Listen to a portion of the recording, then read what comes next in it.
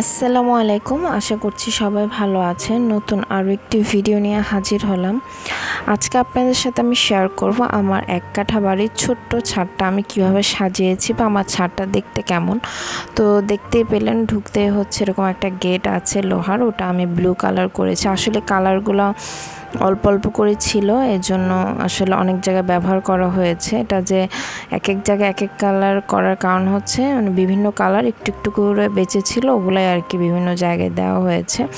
তো দেখতে পাচ্ছেন ছাদের এক সাইডে হচ্ছে একটা ভাড়া ঘর আছে, এক রুমের, রান্নাঘর ওয়াশরুম সহ। তো এটা আলাদা গ্রিল দিয়ে আমি আলাদা করে দিয়েছি। আর তো সেই গ্রিলের সামনে একটা বসার টুল আছে, ওটাকে বেগুনি কালার করা হয়েছে। আর এখানে একটা হচ্ছে সিসি ক্যামেরা আছে। ছাদটাকেও আমি আমার মনের মতন সাজিয়ে নিয়েছি। তো এই গ্রিল দিয়ে এই ভাড়াঘরটা আলাদা করা, তো ওরা হচ্ছে ওইদিকে একটা পর্দা দিয়ে নিয়েছে, যেহেতু এই টুলে বসলে দেখা যায়। তো টুলটা হচ্ছে লোহার, তার উপরে কাঠের হচ্ছে জায়গাটা যেখানে বসি। আর আমাদের পানির যে ট্যাঙ্কিটা সেটা হচ্ছে এই ওয়াশরুম আছে, সে ওয়াশরুমের উপরে ফলস যে ছাদটা ওটার উপরে রাখা ট্যাঙ্কিটা। এটা হচ্ছে 1000 লিটার একটা ট্যাঙ্কি। আর এখানে একটা পানির লাইন করা হয়েছে আলাদা, যাতে এখান থেকে নিয়ে আমি গাছে পানি দিতে পারি। আর এখানে একটা শাওয়ার সিস্টেম রাখা হয়েছে গাছে পানি দেওয়ার জন্য, এতে করে পানির অপচয় কম হয়। তো এটাভাবে হ্যাঙ্গিং করে রাখা হয়েছে।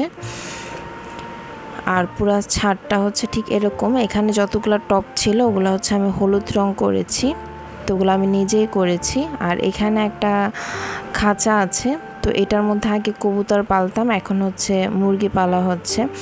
তো এই যে দেখুন, এই খাঁচাটার একদম নিচের তাকে হচ্ছে মুরগি আছে 4টা ফার্মে মুরগি। তো মুরগিগুলো দেখতে কিন্তু বেশ সুন্দর লাগে। আর এই মুরগিগুলোর জন্যই কিন্তু ছাদে বেশি আসা হয় এখন।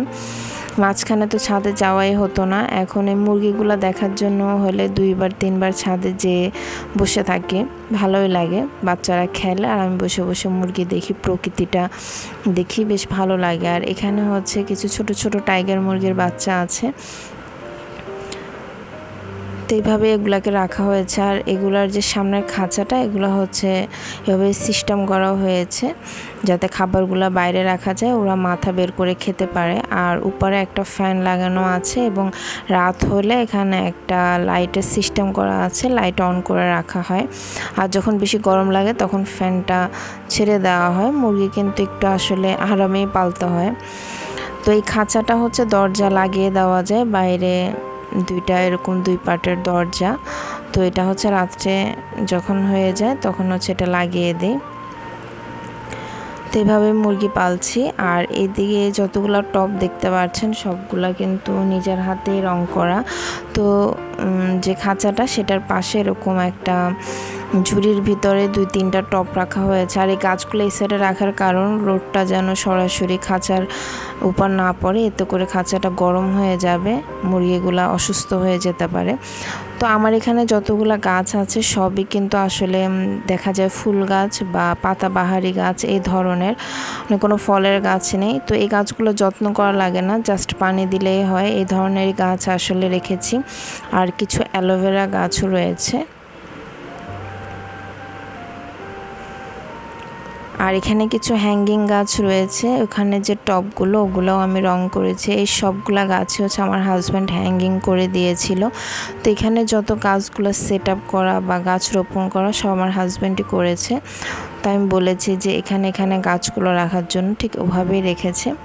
এখানে হচ্ছে লম্বা একটা মেহেদি গাছ রয়েছে। তো এই মেহেদি গাছটা কিন্তু অনেক উপকারী, যখন আমাদের মানে কারো চুলে মেহেদি দেওয়া দরকার হয় বা নখে মেহেদি দেওয়া দরকার হয় তখন কিন্তু এখান থেকে দেই। আমাদের আগে যে ভাড়াটিয়া ছিল উনি এই গাছটা লাগিয়েছিল। আর এখানে 2টা হচ্ছে বাগান বিলাস গাছ রয়েছে। তো এখন একটু ফুল কম, মাঝখানে অনেক ফুল হয়েছে। আর এই গাছগুলো এভাবে সাইড করে রাখার কারণে অনেকগুলো ডাল কিন্তু বাইরের দিকে, এতে করে নিচ থেকে মানে রাস্তা থেকে বিল্ডিংটা কিন্তু দেখতে আরও বেশি সুন্দর লাগে। তো নিচ থেকে দেখলে গাছগুলো দিয়ে একদম ভরা মনে হয়, ছাদটা দেখতে বেশ ভালো লাগে।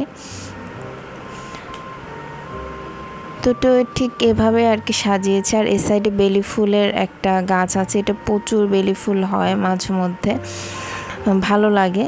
আর একটা লেবু গাছ আছে, এটা আগে অনেক লেবু হতো, এখন তেমন একটা হয় না। তবে এটা রাখার কারণ যেহেতু লেবু গাছের পিছনের সাইডটা অনেক সুন্দর ছড়িয়ে আছে, দেখতে নিচ থেকে ভালো লাগে। আর ছাদে হচ্ছে কাপড় রোদ দেওয়ার জন্য কিছু তার ঝুলানো আছে, এতে করে আসলে অনেক কাপড় দিলেও কিন্তু সমস্যা হয় না, ছাদটা ছোট হলেও।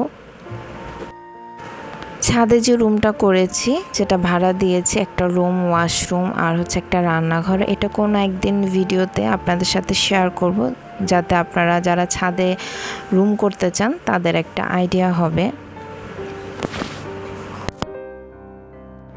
তো এই ছিল আজকের ভিডিও। সবাই ভালো থাকবেন, সুস্থ থাকবেন, সাবধানে থাকবেন। আল্লাহ হাফেজ।